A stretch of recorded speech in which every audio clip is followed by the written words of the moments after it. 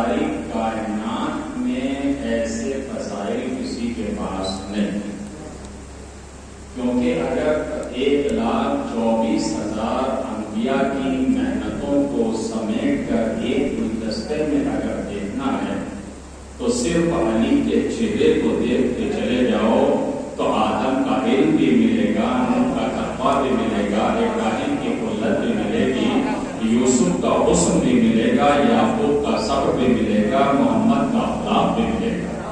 اور اگر اسی ذات کو پھیلا دیا جائے تو کوئی حسن بنتا ہے، کوئی حسین بنتا ہے، کوئی سید سجاد کہلاتا ہے، کوئی باقر العلوم کہلاتا ہے۔ ایک صلوات جو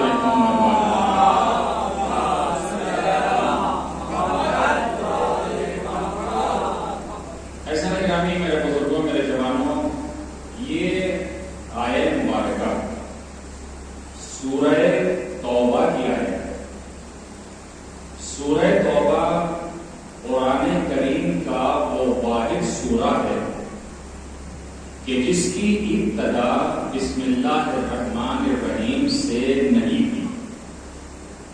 باقی جتنے بھی سورے ہیں 113 سورے، ان سب کی ابتدا جو ہے وہ بسم اللہ الرحمن الرحیم سے ہوئی، مگر سورہ توبہ کی ابتدا بسم اللہ الرحمن الرحیم سے نہیں۔ کیوں؟ کیونکہ سورہ براءت کو لے جانے والا خود پائے بسم اللہ کا حامل تھا، توجہ کر رہے ہیں، اور اسی وجہ سے بسم اللہ الرحمن الرحیم اس میں نہیں رکھا، کیونکہ تاکہ مشرکین کو پیغام پہنچایا جائے، منافقین کو پیغام پہنچایا جائے، کیونکہ اگر رحمانیت سے یہ مسئلہ شروع ہو جاتا تو پھر پیغام کیسے پہنچایا جاتا۔ اسی لیے اس سورے کی ابتدا بسم اللہ الرحمن الرحیم سے نہیں کی گئی ہے، بلکہ کہا گیا ہے وَبَرَأَةٌ مِّنَ الْمُشْرِكِينَ۔ دیکھو ہمیشہ مشرکین سے برات اختیار کرنا، اس لیے کہ مشرکین تمہارے دشمن ہیں۔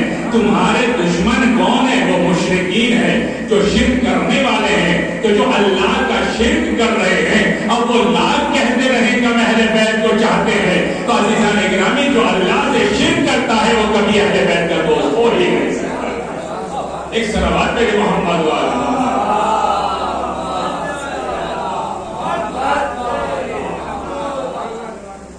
سورہ براءت کی 33 آیت ہے کہ جسے میں نے اپنا سرنامہ کلام قرار دیا، اور انشاءاللہ اس عنوان سے رسالت اور ولایت عنوان سے یہ گفتگو جاری اور ساری رہے گی۔ اس آیت مبارکہ کا ظاہری ترجمہ یہ ہے کہ هو الذی ارسل رسولہ بالہدی، پروردگار یہاں اعلان کر رہا ہے هو الذی، یہ ہوا کا اشارہ ہے پروردگار کی طرف، یعنی معبود حقیقی وہ ہے، پروردگار وہ ہے، رب وہ ہے، اللہ وہ ہے کہ ارسل رسولہ، کہ جس نے اپنے رسولوں کو بھیجا۔ کس چیز کے ساتھ بھیجا؟ ارسل رسولہ بالہدی، ہدایت کے ساتھ بھیجا۔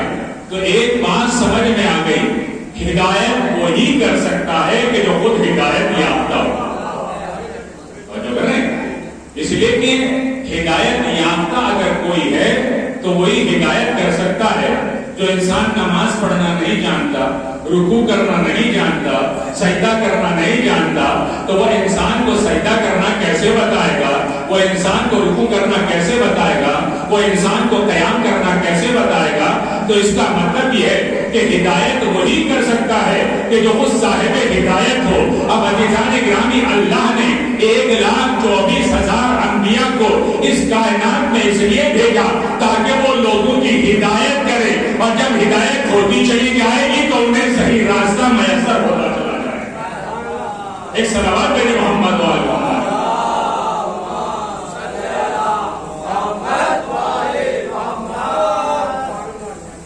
اب ایسا نہیں گرامی، ایک تاریخی جملہ آپ کی نظر کر رہا ہوں، ماشاءاللہ صاحبان الموقع تشریف فرمائیں۔ اگر ہدایت کون کر سکتا؟ ایک صلوات پڑھتے ہیں۔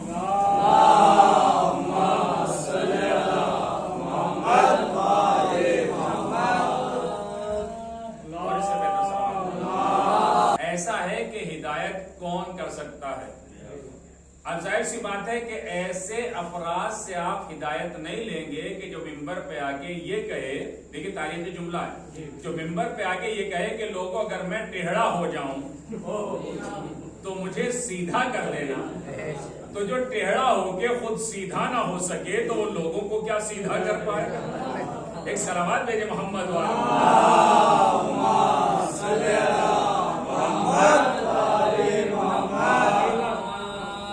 اور اس سے بہتر صلوات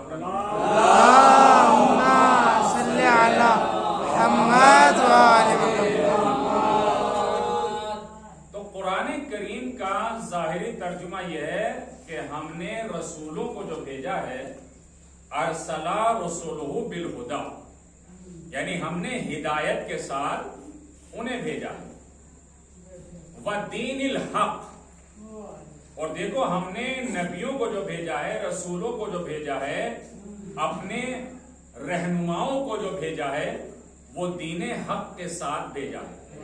تو اس کا مطلب یہ ہے کہ اگر دین حق کی تلاش ہے تو 1,24,000 انبیاء اپنے ساتھ حق لے کر آئے ہیں۔ توجہ کریں، تو در در ٹھوکرے کھانے کی ضرورت نہیں ہے، فقط ان کے دروں پر چلے جاؤ، تمہیں حق بھی ملے گا، دین بھی میسر ہو جائے گا۔ ایک صلوات بھیجے محمد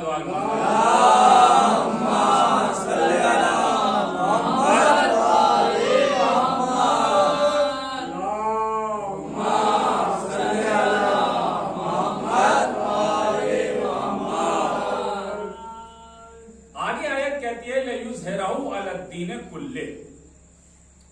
دیکھو یہ دین وہ دین ہے کہ یہ تمام ادیان پہ غالب آ جائے گا۔ تمام ادیان جتنے بھی ہوں گے، جتنے بھی دین، جتنے بھی مذہب، جتنے بھی دھرم پائے جائیں گے، یہ سب کے سب مذاہب کے اوپر جو غالب آ جائے گا۔ اور یہ موقع کب ہوگا؟ جب ہمارا آخری امام پردہ غیب سے آئے گا،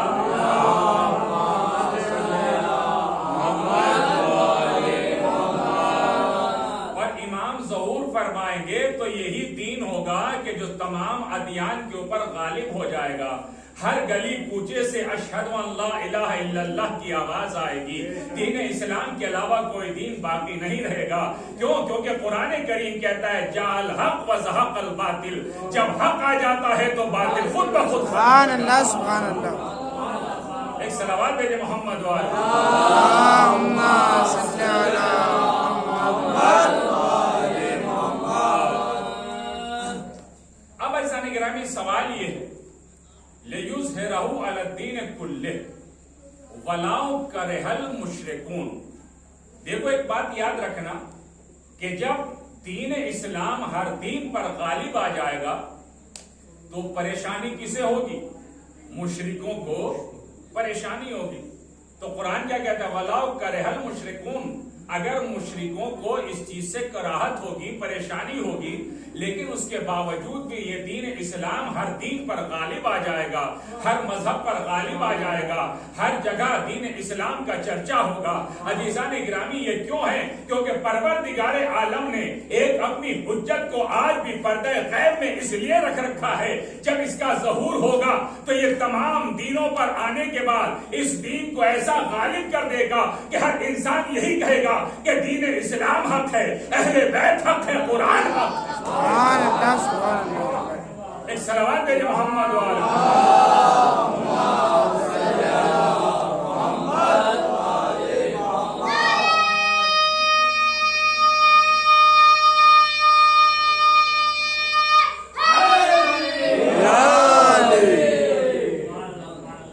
اب ایسا گرامی نبی فرماتے ہیں سَتَكُونُ بَعْدِي فِتْنَةٌ فَإِذَا كَانَ كَذَلِكَ فَأَلْزِمُوا عَلِيَّ بْنَ أَبِي طَالِبٍ۔ نبی نے فرمایا کہ میرے بعد ایک فتنہ کھڑا ہوگا۔ تو نبی فرماتے ہیں دیکھو اگر میرے بعد، میری زندگی کے بعد ایسا ہونے لگا کہ تمہارے درمیان میں اختلاف ہو جائے، تمہارے درمیان میں جھگڑا ہو جائے، تو فَأَلْزِمُوا عَلِيَّ بْنَ أَبِي طَالِبٍ، تو تمہارے اوپر لازم یہ ہے کہ تم علی کی طرف جانا، اور جو کہہ رہے ہیں تم علی کے دامن کو پکڑنا. اور اسی لیے نبی نے یہ کہا تھا کہ دیکھو اگر ساری دنیا ایک طرف ہو اور علی تنہا ایک طرف کھڑا ہو تو علی کا دامن پکڑنا، ساری دنیا کا دامن نہ پکڑنا. سبحان اللہ سبحان اللہ. اس لیے کہ تم علی کا دامن پکڑو گے تمہیں حق بھی ملے گا، تمہیں قرآن بھی ملے گا، تمہیں دین بھی میسر ہوگا، اور تمہیں حقانیت سے آشنائی ہوگی. کیونکہ نبی نے فرمایا الحق مع علی و علی مع الحق، حق علی کے ساتھ ہے، علی حق کے ساتھ ہے، اور جدھر جدھر علی جائے گا حق ادھر ادھر جائے گا. ایک صلوات بھیجے محمد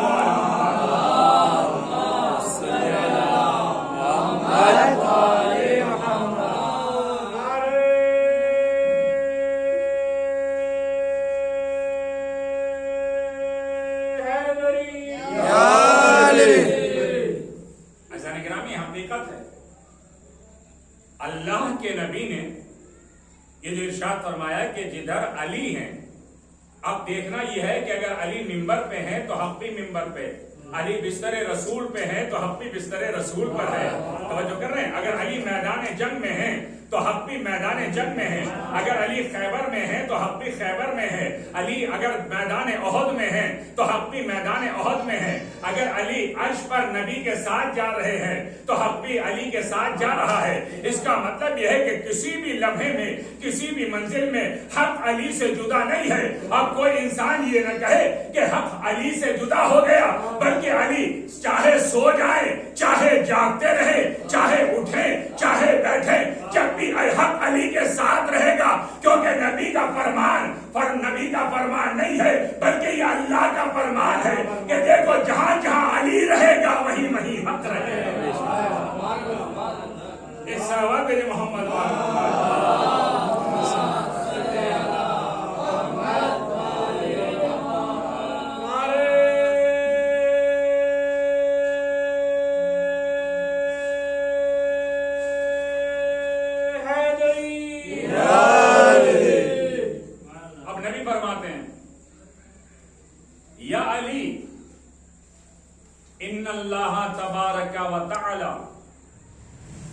فضل الانبیاء علی الملائکۃ المقربین.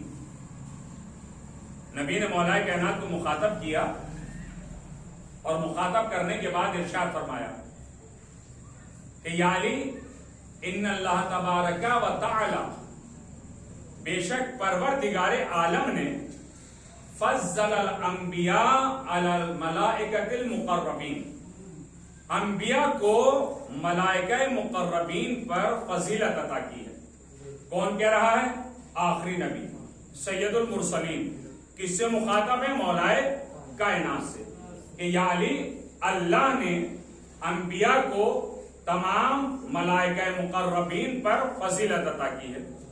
اور اس کے بعد فرمایا وَفَضَّلْنِي عَلَى سَائِرِ الْأَنْبِيَاءِ وَالْمُرْسَلِينَ. یا علی اللہ نے مجھے تمام انبیاء اور مرسلین پر فضیلت عطا کی ہے. اور اس کے بعد فرمایا وَفَضَّلُوا مِن بَعْدِي لَكَ يَا عَلِي.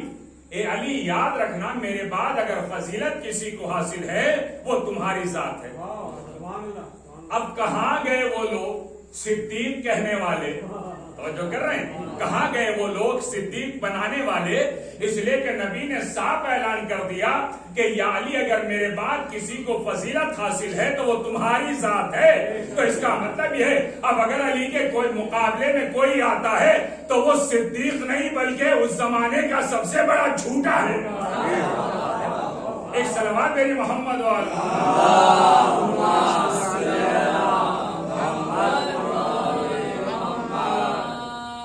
اس کے بعد نبی فرماتے ہیں وَالْأَئِمَّةُ مِن بَعْدِكَ.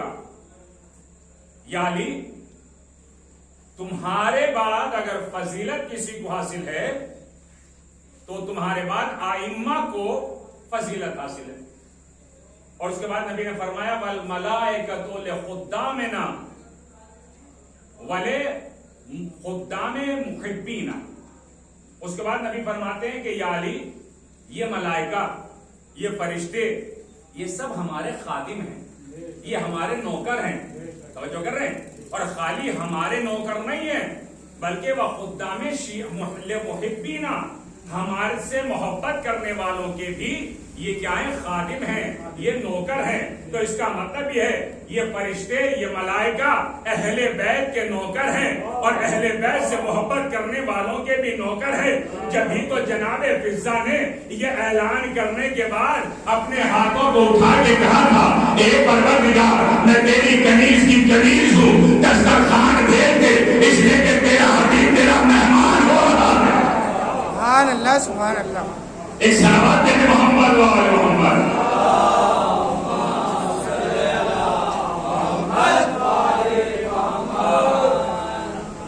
تو جناب فضہ کیا کوئی رسول تھی؟ جناب فضہ کیا وسیع رسول تھی؟ جناب فضہ کیا ملائکہ تھی؟ جناب فضہ کیا کوئی معصوم تھی؟ نہیں، بلکہ نبی نے جو فرمایا وہ خداموں لے خبینا، یہ فرشتے ہمارے تو خادم ہیں ہی، یہ ملائکہ ہمارے تو خادم ہیں ہی، لیکن جو ہم سے محبت کرنے والے ہیں، جو اہل بیت سے محبت کرنے والے ہیں، یہ فرشتے ان کے بھی خادم ہیں، یہ ان کے بھی غلام ہیں، یہ ان کے بھی نوکر ہیں۔ تو جناب فضہ کا یہ واقعہ آپ کی نظروں کے سامنے ہے کہ دسترخوان بلایا ہے، کھانا آیا ہے، یہ اس بات کا ثبوت ہے کہ دیکھو، یاد رکھو، جو اہل بیت کی خدمت میں رہتا ہے اللہ اس کی دعا ٹالا نہیں کرتا ہے۔ سبحان اللہ۔ ایک صلوات ہے محمد و آل محمد۔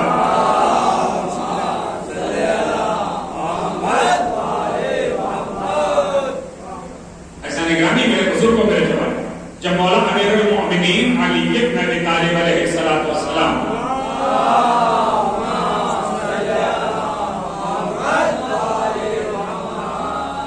حضرت خطبہ دے رہے تھے،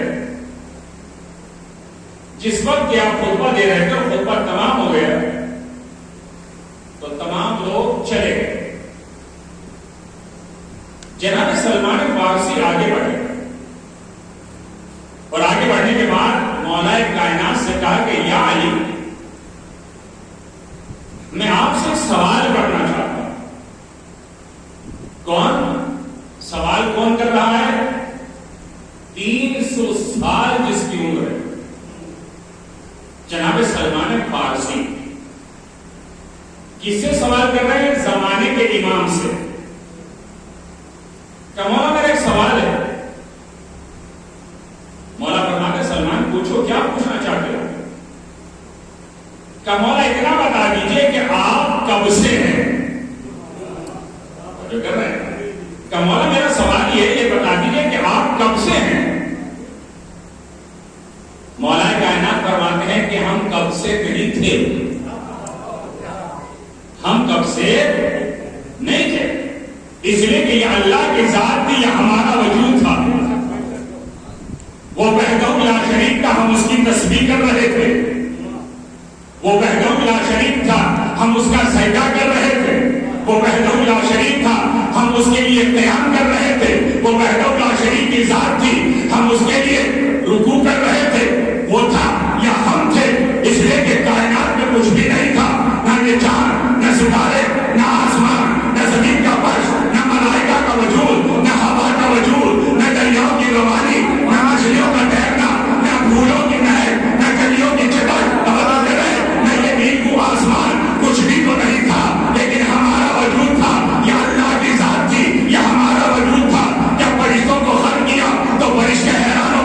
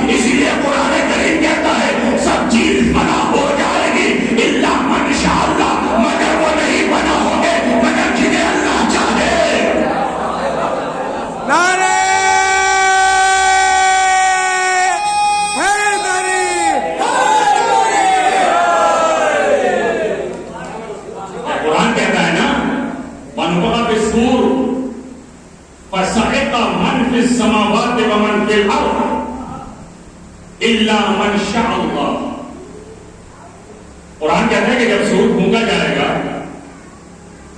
فصائق من فی السماوات ومن فی الارض، جو کچھ زمین اور آسمان میں ہے یہ سب کا سب فنا ہو جائے گا، مٹ جائے گا. یہ آسمان، یہ ستارے، یہ چاند، یہ سورج کا، یہ سب کے سب غروب ہو جائیں گے، یہ پہاڑ متلاشی ہو جائیں گے، یہ زمین بکھر جائے گی. تو اس کا مطلب یہ سب چیزیں فنا ہو جائیں گی. اب قرآن کہتا ہے کہ فصائق من فی السماوات ومن فی الارض، جو کچھ بھی زمین کے اندر ہے، جو کچھ بھی آسمان میں ہے، جو کچھ بھی آسمان اور زمین کے درمیان میں ہے، یہ سب کی سب چیزیں فنا ہو جائیں گی. یہ فرشتے فنا ہو جائیں گے، یہ ستارے مل جائیں گے، سورج غروب ہو جائے گا، انسان متلاشی ہو جائے گا، یہ پہاڑ بکھر جائیں گے. اب اللہ کیا کہتا ہے؟ الا من شاء اللہ، مگر وہ نہیں فنا ہوں گے کہ جن کے لیے اللہ چاہے، اللہ چاہے، اللہ چاہے وہ فنا نہیں ہوں گے. اب قرآن کہتا ہے وما تشاءون الا ان یشاء اللہ. ایسے کچھ ہی لوگ ہیں کہ جو اللہ چاہتا ہے وہ بھی یہی چاہتے ہیں. جو اللہ کی مشیت ہوتی ہے ان کی بھی یہی مشیت ہوتی ہے. جو اللہ کا ارادہ ہوتا ہے ان کا بھی یہی ارادہ ہوتا ہے. اس کا مطلب یہ یا اللہ کی ذات رہے گی یا چودہ کی ذات رہے گی.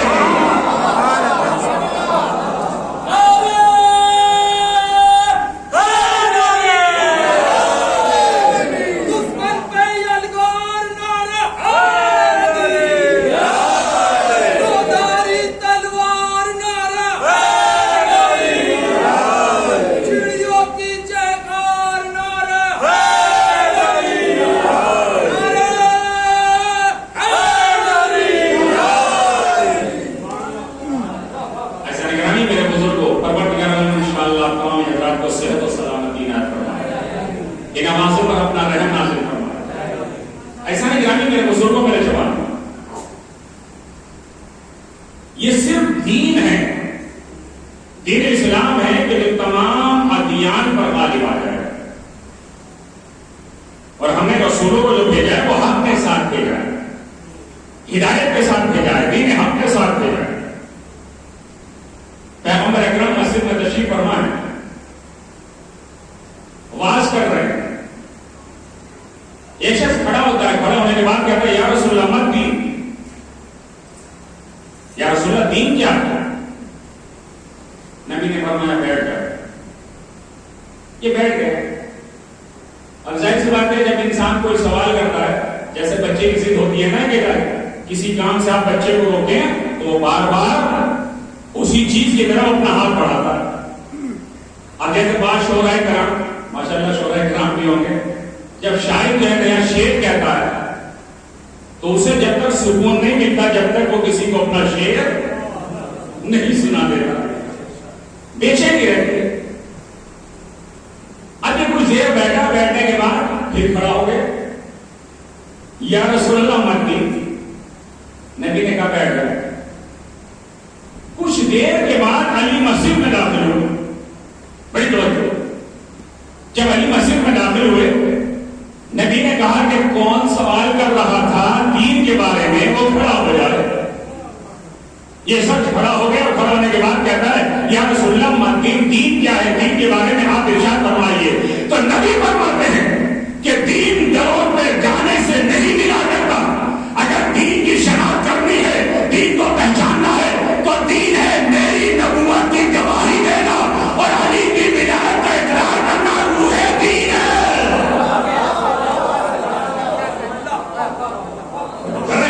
یعنی میری نبوت کی گواہی دینے کا نام دین ہے اور علی کی ولایت کا اقرار کرنے کا نام روح دین ہے. یعنی اگر دین آپ کے پاس ہے اور دین بغیر روح کے ہو تو اس دین کی کوئی قیمت نہیں ہوتی.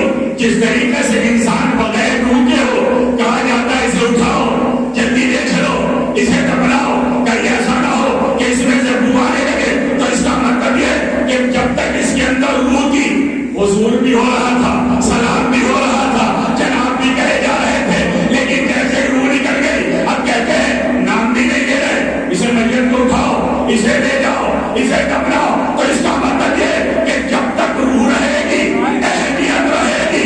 جب روح نکل جائے گی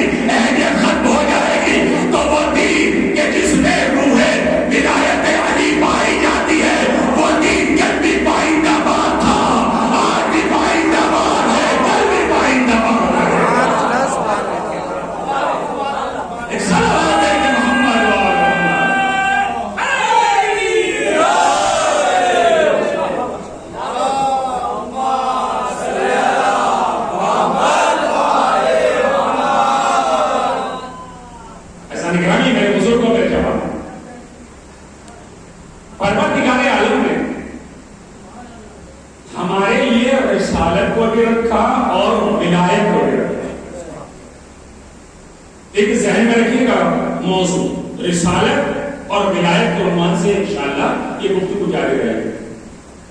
لیکن آپ انسان کو بتائیے کہ نبی نے آنے کے بعد پیغام توحید پہنچایا, پیغام نبوت پہنچایا, آپ تبلیغ کرتے رہے, پیغام پہنچاتے رہے, لیکن کچھ کام جو ہے 40 سال تک ظاہر بظاہر نہیں کیا. اب 40 سال کے بعد آج دنیا اعتراض کرتی ہے کہ آخری نبی 40 سال میں نبی بنائے گئے, 40 سال میں نبی بنائے گئے. ارے بیوقوف انسان, جو سید المرسلین ہے, جو خاتم النبیین ہے, اسے تو 40 سال میں نبی بنایا جائے. اور جناب عیسیٰ کے حوالے میں دیکھنے کے بعد کہہ رہے ہیں انی عبداللہ وآتانی الکتاب وجعلنی نبیا. جناب عیسیٰ کیا کہہ رہے ہیں کہ میں اللہ کا نبی, اللہ نے مجھے کتاب دے کے بھیجا ہے. تو آپ انصاف سے بتائیے, تو آخری نبی سید المرسلین کیسے ہو گئے, خاتم النبیین کیسے ہو گئے؟ جب وہ 40 سال میں نبی بن رہے ہیں تو جناب عیسیٰ کو ہونا چاہیے خاتم النبیین بھی, سید المرسلین بھی, اس لیے کہ وہ جھوٹے میں کہہ رہے ہیں کہ مجھے کتاب بھی عطا کی گئی, مجھے نبی بھی بنایا گیا. مگر یاد رکھیے ایک عقل کے اندھے انسان یہ سوچ ہے جب عیسیٰ نبی جیسا جھولے کے اندر نبی بن سکتا ہے تو آخری نبی کو اللہ نے اس کائنات میں اس وقت نبی بنا کر بھیجا ہے تاکہ آنے والے نبی بتاتے رہے اب وہ آنے والا ہے, اب وہ آنے والا ہے, اب وہ آنے والا ہے. ایک صحابہ نے محمد والا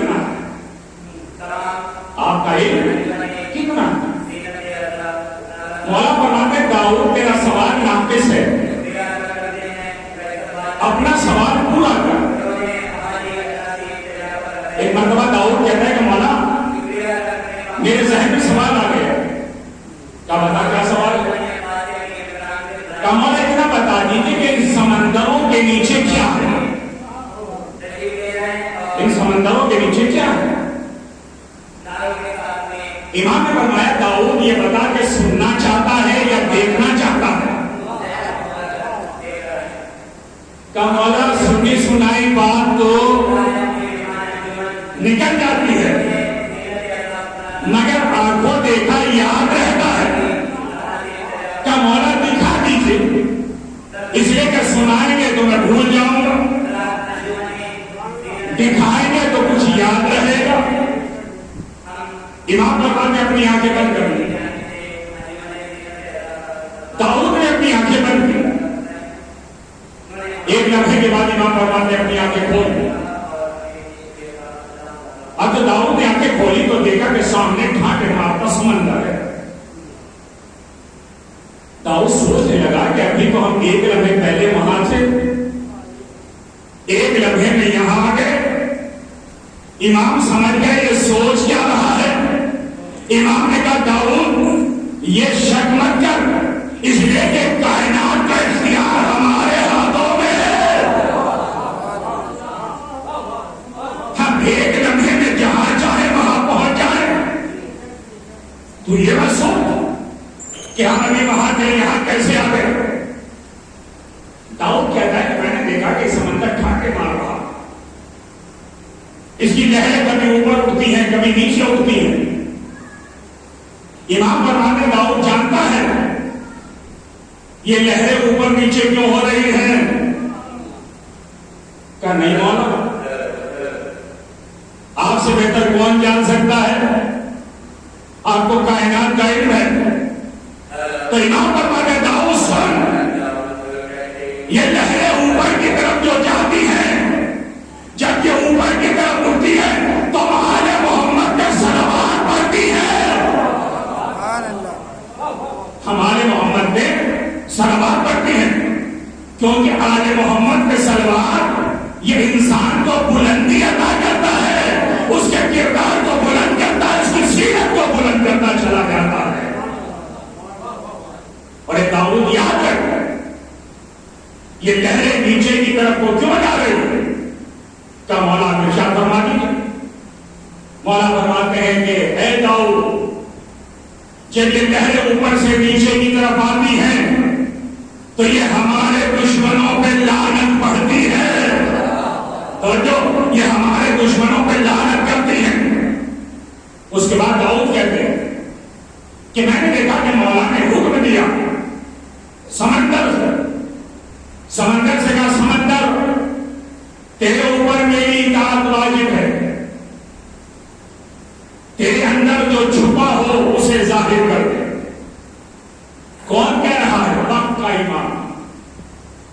امام ہوتا ہی وہ ہے کہ جس کا اختیار کائنات میں پایا جاتا ہے. جیسے امام نے کہا کہ اے دریا اپنے اندر کا ظاہر کر دے. داؤد کہتے ہیں کہ پورا دریا خشک ہو گیا, اور جب پورا دریا امام کے حکم سے خشک ہو گیا تو ایک جگہ دریا پھٹا, اور پھٹنے کے بعد وہاں سے سفید پانی نکلنا شروع ہوا, دودھ جیسا پانی.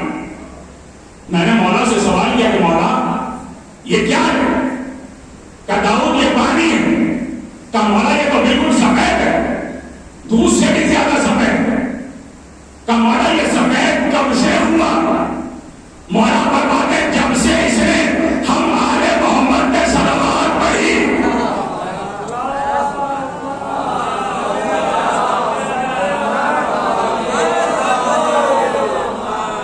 اس وقت سے یہ دودھ یہ پانی سفید ہو گیا. اسی لیے تو قرآن کہتا ہے کہ جب قیامت کا دن ہوگا تبیض وجوہ وتسود وجوہ, جب قیامت کا دن ہوگا تو کچھ چہرے سفید ہوں گے نورانی ہوں گے, کچھ چہرے سیاہ ہوں گے, کچھ چہرے کالے ہوں گے. تو سفید ان کے چہرے ہوں گے جو آل محمد سے محبت کرنے والے ہیں. ایک سلامات ہے کہ محمد کو آل محمد.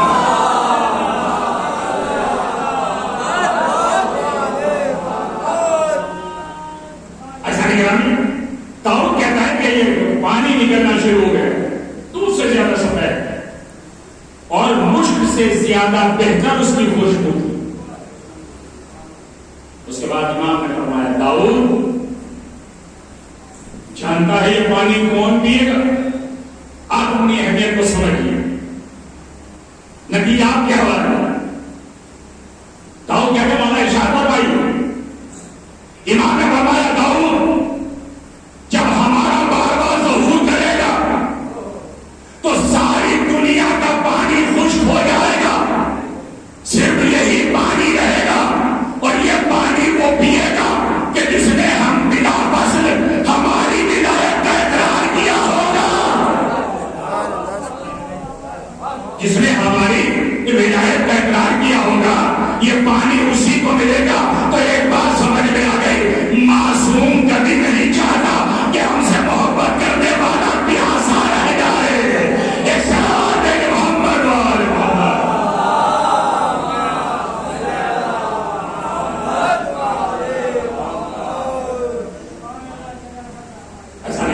بزرگوں میں جوان اللہ نے ان کی ولایت کو واجب قرار دیا. اہل بیت کی ولایت لازمی اور ضروری ہے کائنات کی ہر مخلوق پر، چاہے ذرے ہوں، چاہے چرند ہو، چاہے پرند ہو، چاہے آسمان کے ستارے ہوں.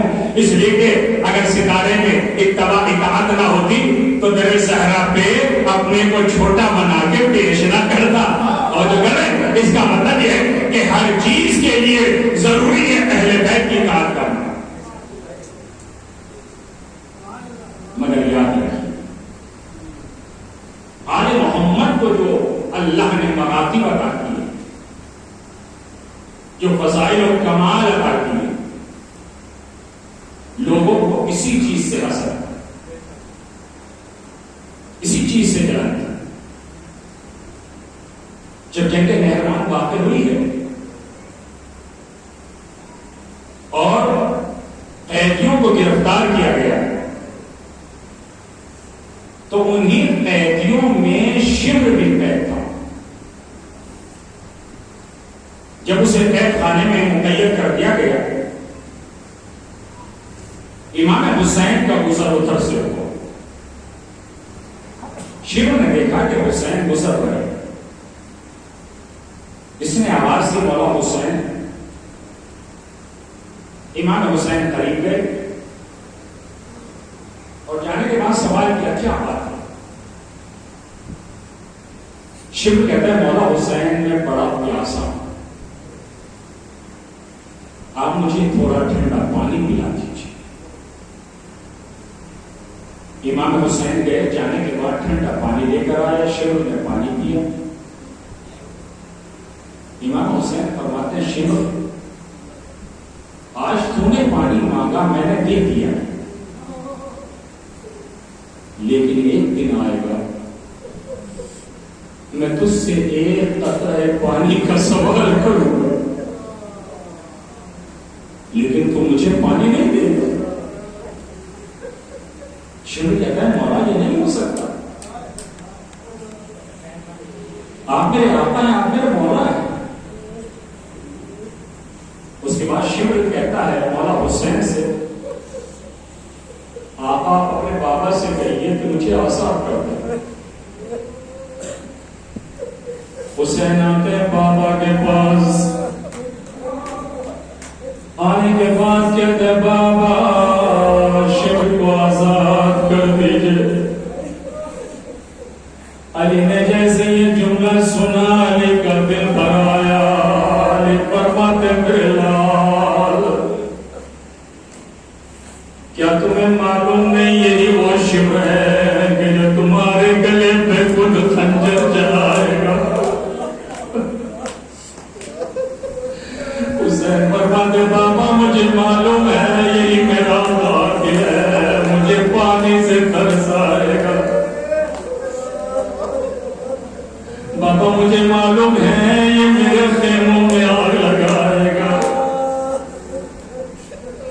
علی فرماتے میرے لال کیا اس کے باوجود بھی تم اسے آزاد کر رہے ہو؟ حسین فرماتے بابا تمہارے در پہ اگر دشمن بھی آگے سوال کرتا ہے تو ہم اسے خالی ہاتھ واپس نہیں جانے دیتے. ایک مرتبہ علی نے سلمان سے فرمایا سلمان تمام قیدیوں کو آزاد کر دو. عزیزو تمام قیدیوں کو آزاد کر دیا گیا. جب شمر جانے لگا حسین آگے بڑھے شمر کے قریب گئے. جانے کے بعد حسین شمر سے فرماتے شمر ذرا رک جا، مجھے تجھ سے کچھ باتیں کرنی ہے. ایک مرتبہ حسین آگے بڑھے، بڑھنے کے بعد شمر سے کہتے شمر دشمنی بڑوں میں ہوتی ہے، ارے بچوں سے دشمنی کا کچھ لینا دینا نہیں ہوتا. ایک مرتبہ حسین فرماتے ہیں اے شیر میرے بچوں سے دشمنی نہ نکال. جزاکم اللہ خیرا جزا. خدا کوئی غم نہ دے سوائے غم مسلوب کربلا کے. عزیز و تاریخ یہ کہتی ہے کہ امام حسین نے اپنی جیب سے رومال نکالا. اولاد والوں تصور شرط ہے. اپنی جیب سے رومال نکالا, رومال میں سے دو چھوٹی چھوٹی بالیاں نکالی. نکالنے کے بعد حسین نے شمر کو دیا. دینے کے بعد حسین فرماتے شمر لے اپنی بچی کو بالیاں پہنا دینا. اس کے بعد حسین کا دل بھر آیا. حسین فرماتے شیر ارے میری شہادت کے بعد میری سکینہ کے کانوں سے ارے بالیاں مت اتار.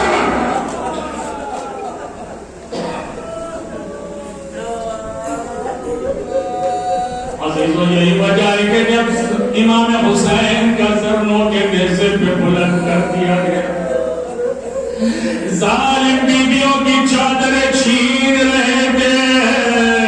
ارے تو ظالم شمر نے ایسی بے دردی کے ساتھ سکینہ کی بالیوں کو چھینا کہ سکینہ کا کان زخمی ہو گیا. ارے لہو جاری ہو گیا. ایک مرتبہ سکینہ نے کہا کہ کہا ہوگا اے میرے مظلوم بابا, ارے آپ نے شمر کو بچی کے لیے بالیاں دی تھی مگر اس ظالم نے ایسی بے دردی کے ساتھ میرے کانوں سے بالیاں نوچی کہ میرے کان زخمی ہو. جزاکم اللہ خیر. جزاکم کوئی غم نہ دے سوائے غم مظلوم کربلا کے. عزیزوں پرسہ دینا ہے. آپ پہلے محرم سے گریہ گناہ ہے, گریہ کر رہے ہیں, لیکن عزیزوں اتنا نہیں رو سکتے کہ جتنا ہمارا امام 40 سال تک روتا. جب بھی پانی آتا امام سجاد گریہ کرتے, جب بھی کھانا آتا امام سجاد گریہ کرتے, رو کے کہتے میرا بابا بھوکا مارا گیا, ارے میرا بابا پیاسا ذبح کر دیا گیا.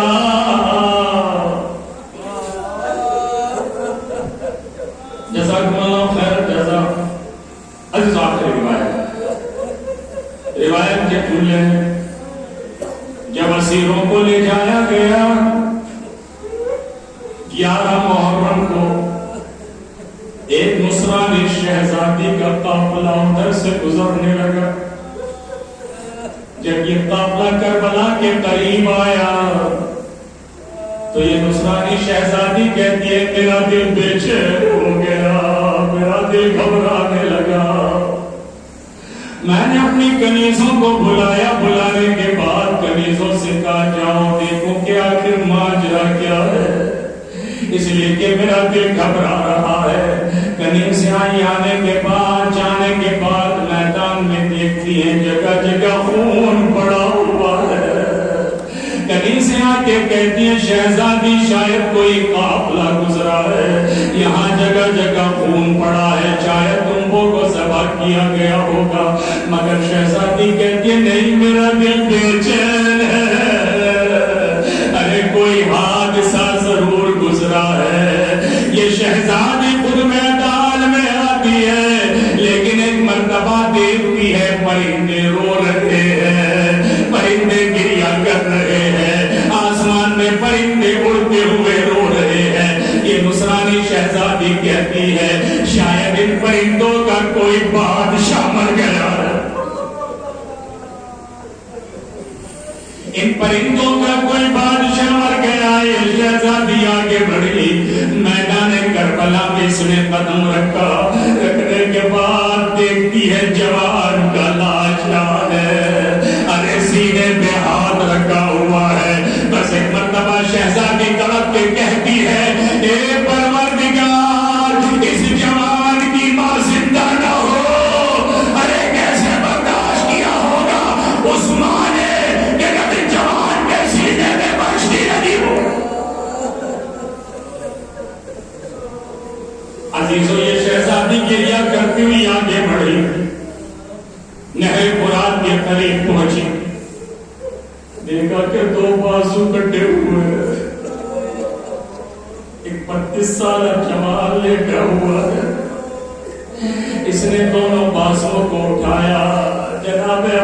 کے شانوں کٹے ہوئے شانوں کے قریب بازوں کو رکھا اور رکھنے کے بعد کہتے پروردگار یہ کیا ماجرا ہے، اس کے دونوں بازو قلم ہو گئے۔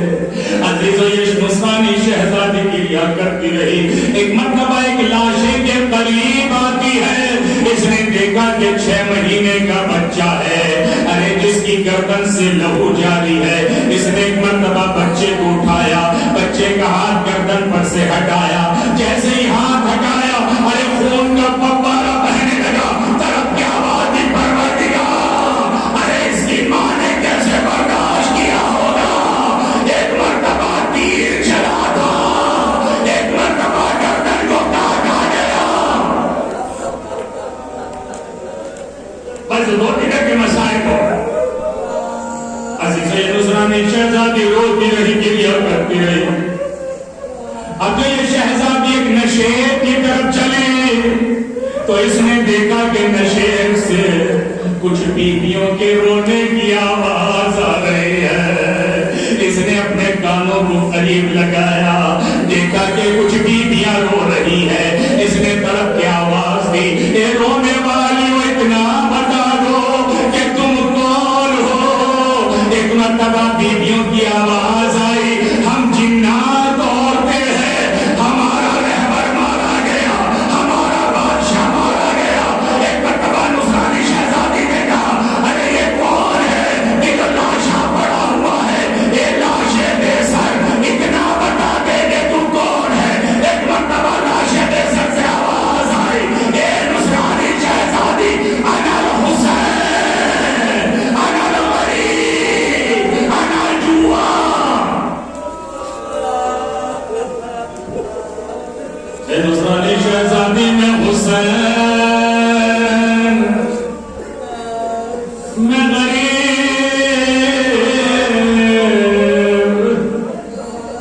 میں مظلوم، فاطمہ کا لال، علی کا لخت جگر حسین۔ عزیزو ایک مرتبہ نصرانی شہزادی نے قدموں میں سر رکھ دیا، رکھنے کے بعد کہتی ہے کیا تو وہی حسین ہے کہ جو مباہلے میں آیا تھا؟ ایک مرتبہ سر حسین، ایک مرتبہ لاشے کے سر سے آواز آئی، ہاں میں وہی حسین ہوں کہ جو اپنے نانا کے ساتھ میدان مباہلے میں گیا تھا۔ یہ نصرانی شہزادی روتی رہی، مگر عزیزان گرامی ارے سلام کیا جائے اس حسین مظلوم پر کہ جسے پیاسا ذبح کر دیا گیا۔ السلام علی الحسین، السلام علی المظلوم، السلام علی المقتول، السلام علی علی ابن الحسین واولاد الحسین واصحاب الحسین۔ اسی لیے امام زمانہ فرماتے ہیں میرا سلام ہو ارے میرے جد مظلوم پر کہ جنہیں پسے گردن سے ذبح کیا گیا، ارے جن کے لاشے میں گھوڑے دوڑا دیے گئے، ہائے میری جدہ فاطمہ نے ارے گریہ کر کے کہا ہوگا آیا میرے حسین۔